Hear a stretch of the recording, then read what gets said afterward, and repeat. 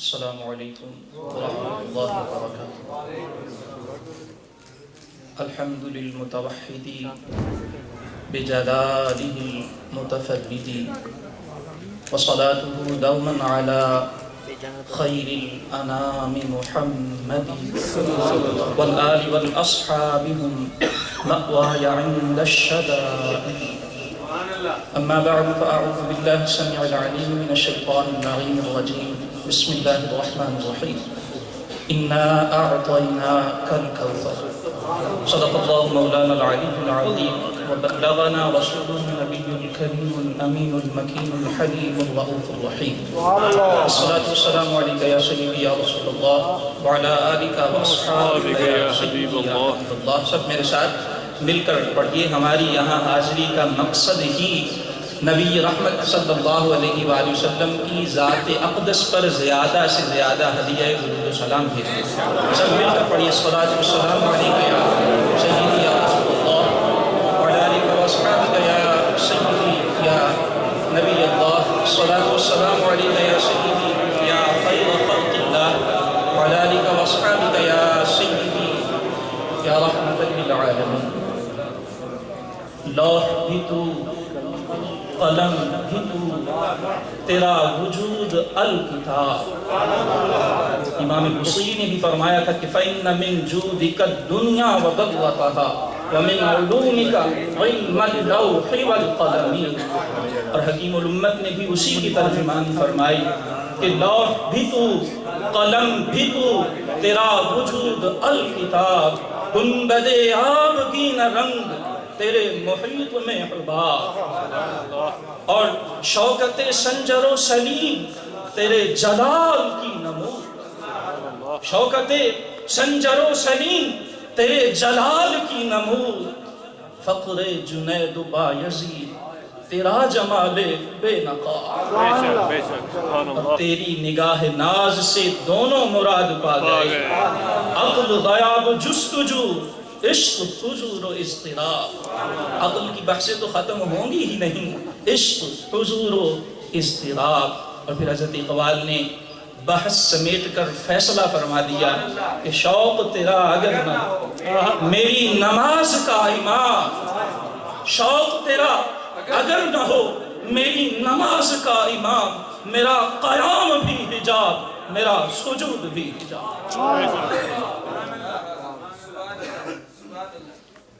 ہمارے نہایت ہی معزز محتشم مہمان گرامی مفتی اعظم پاکستان، فخر اہل سنت جناب حضرت والا شان حضرت علامہ مولانا مفتی منیب الرحمن صاحب اطال اللہ بقاءہ وزید مجدہ وعمت فیوضہ وبرکاتہ، اور دیگر میرے لیے نہایت ہی قابل احترام تمام معزز و محتشم و محترم علماء ذی وقار، اور میرے نہایت ہی قابل احترام بھائیوں بہنوں بزرگوں، سب سے قبل میں جماعت اہل سنت یو ایس اے کو اس عظیم الشان خوبصورت باوقار اور علمی روحانی تقریب کے انعقاد پر دل کی عطا گہرائیوں سے مبارکباد پیش کرتا ہوں۔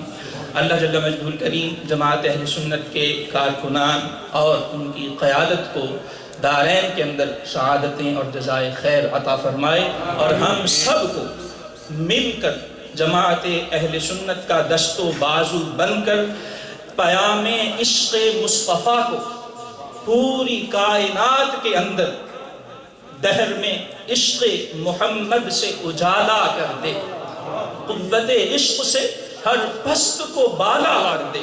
اگر رفعتیں چاہیے، اگر عروج چاہیے، اگر ترقی چاہیے، اَيَبْتَغُونَ عِنْدَهُمُ الْعِزَّةَ فَإِنَّ الْعِزَّةَ لِلَّهِ جَمِيعًا۔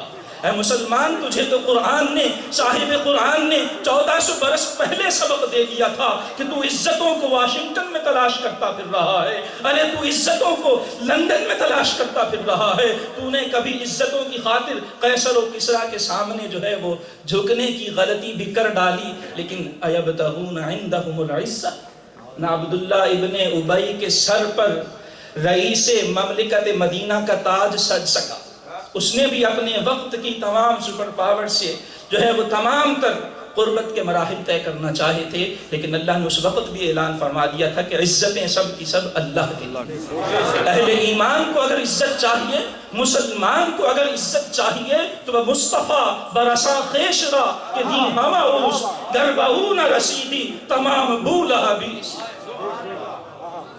اور میں کیا عرض کروں علماء کی محفل سورہ کوثر کی ایک آیت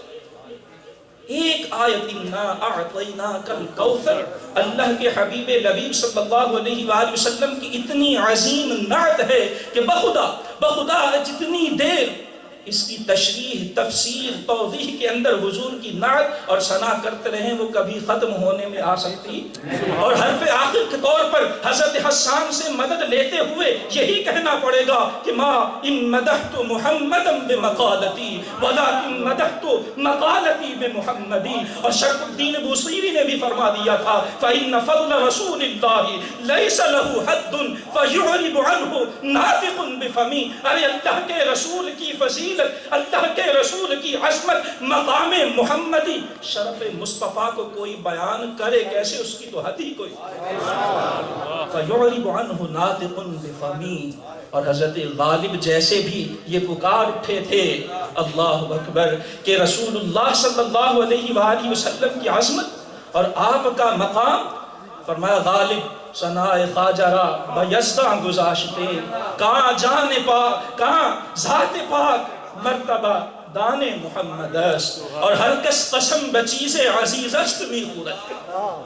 قرآن پڑھتے ہیں نا تو جس قرآن کی تلاوت سے دل میں عشق مصطفیٰ پیدا نہ ہو، وہ صحابہ جن پر قرآن اترا میدان حدیبیہ کے اندر، عروہ بن مسعود ثقفی بیان کرتا ہے کہ جنہوں نے قرآن کو صاحب قرآن کی زبان سے سنا تھا، جنہوں نے ما ینطق عن الہوا والی زبان سے قرآن کی تلاوت سنی تھی، وہ رسول اللہ کے وضو کے بچے ہوئے اور آپ کے جسم اطہر سے چھڑکنے والے اور اس سے نچڑنے والے پانی کو لینے کے لیے ایک دوسرے سے آگے بڑھنے کی کوشش کیا کرتے ہیں۔ فرمایا رب نے تو قرآن میں حبیب کی زندگی کی قسمیں اٹھائی، لعمرک انہم لفی سکرتہم یعمہون۔ حضرت غالب کہتے ہیں کہ ہر کس قسم بچیز عزیز است می خورد، سوگند کردگار بجانے محمد است۔ اور سید اعلی حضرت عظیم البرکت مجدد دین و ملت الشاہ امام احمد رضا خاں محدث بریلوی سب کہیے رحمہ اللہ تعالی، آپ نے بھی اس مضمون کو اسی پہ ختم کر دیا کہ تیرے تو بس عیب تناہی سے ہیں بری، تیرے تو بس عیب تناہی سے ہیں بری، حیراں ہوں میرے شاہ میں کیا کہوں تجھے، اور کہہ دے کہ سب کچھ ان کے ثنا خواں کی خاموشی، چپ ہو رہا ہے یہ کہہ کہ میں کیا کہوں تجھے۔ اِنَّا أَعْطَيْنَاكَ الْكَوْثَرَ، اللہ نے اپنے محبوب کو کیا عظمتیں اور شانیں عطا فرمائی، فقط نہر کوثر ہی نہیں، بلکہ اللہ کے رسول مقبول صلی اللہ علیہ وسلم فرماتے ہیں کہ دنیا میں اللہ نے جو اعزاز و اکرام اپنے حبیب کو عطا فرمایا وہ ایک طرف، فرمایا جب میدان محشر سجے گا كُنْتُ أَوَّلَ النَّاسِ خُرُوجًا إِذَا بُعِثُوا، جب قبروں سے نکلنے کی باری آئے گی تو محمد عربی فرماتے ہیں سب سے پہلے پوری انسانیت میں رب قدوس مجھے قبر سے نکلنے کا حکم عطا فرمائے گا۔